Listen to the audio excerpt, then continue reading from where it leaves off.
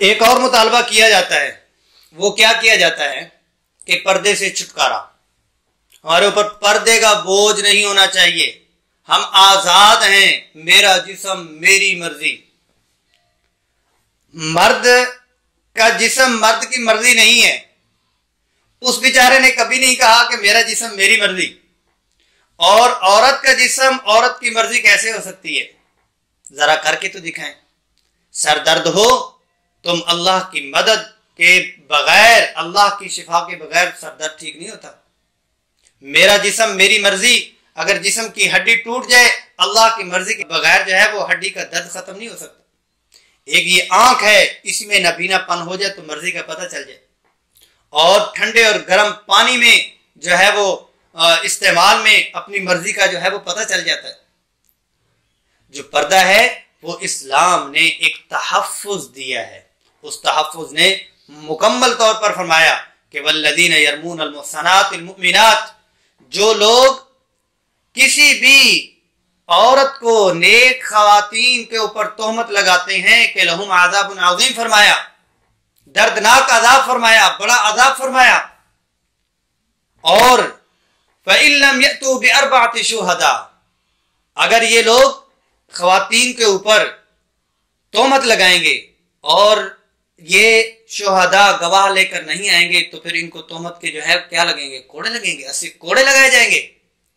اسلام نے صرف قانون اور تحفظ نہیں دیا، اس تحفظ کی چوکیداری کا بھی مکمل نظام دیا ہے کہ اس کی عزت، اس کا وقار، اس کی عصمت اور اس کے جذبات اور اس کے احساسات کو برقرار رکھا ہے۔ اور ہمیشہ خوبصورت عورت کو عورت کہتے ہی اسی لیے کہ عورہ ہے۔ مستورات عربی زبان میں استعمال ہوتا ہے، مستور کہتے ہیں کسی پردے میں چھپی ہوئی چیز کو، اور ہمیشہ سے وہ چھپی ہوئی چیز ہے۔ ہماری طرف سے ہمیں یہ کہا جاتا ہے اللہ اکبر، تو مرد اپنی نظریں جھکائیں، مردوں کو بھی نظریں جھکانے کا حکم ہے، خواتین کو بھی حکم ہے، اور مردوں کو بھی ہدایات دی گئی ہیں، خواتین کو بھی ہدایات دی گئی ہیں، اور اس پہ بڑی فضیلتیں ہیں۔ میں آپ کو اس پردے اور اس پہ ایک دو فضیلتیں سناتا ہوں۔ وہ کیا ہے کہ ایک بندہ تلاوت قرآن پڑھ رہا ہے، قرآن مجید کو اس نے کھولا ہے،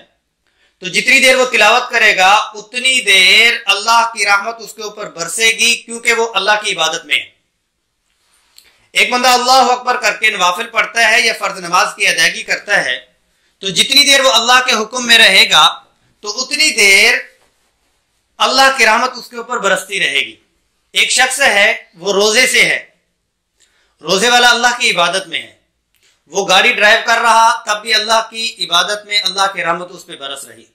وہ اپنی شاپ پہ بیٹھا ہوا ہے، اپنی فیکٹری میں ہے، اپنے کام میں ہے، اپنی مزدوری میں ہے، اپنے کھیت میں ہے، اپنی مشاغل میں ہے، حتیٰ کہ سویا ہوا ہے وہ اللہ کی عبادت میں ہے، کیونکہ وہ اللہ کے ایک عمل کو لیے ہوئے ہے۔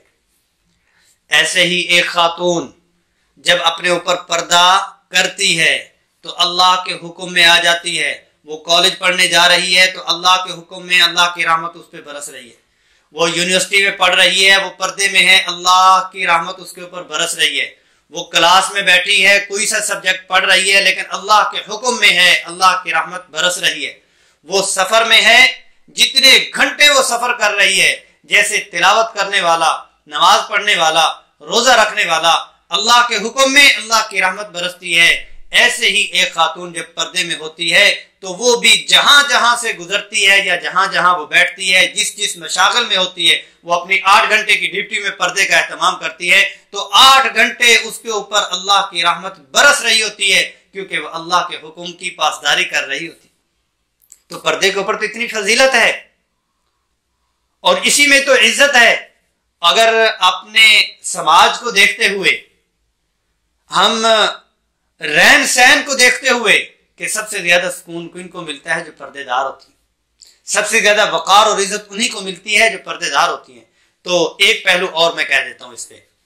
جو پردے سے چھٹکارا چاہتی ہیں وہ رسول اللہ صلی اللہ علیہ وسلم کو تو مانتی ہیں نا، وما ارسلناک الا رحمۃ للعالمین، تو مانتی ہیں نا کہ آپ صلی اللہ علیہ وسلم تمام جہانوں کے لیے رحمت بنا کر بھیجے گئے ہیں۔ اگر اللہ کے رسول صلی اللہ علیہ وسلم کا یہ حکم، اللہ کا یہ حکم آپ کے اوپر بوجھ ہے، تو پھر آپ نے الحمدللہ رب العالمین، رب العالمین کی جو حمد اور تعریف اور رحمت للعالمین کی رحمت اور کرم کو آپ نے ٹھکرا دیا ہے. آپ نے کہا نہیں ہمارے ساتھ تو زیادتی ہوئی ہے. آپ صلی اللہ علیہ وسلم نے اگر پردے کا فرما دیا،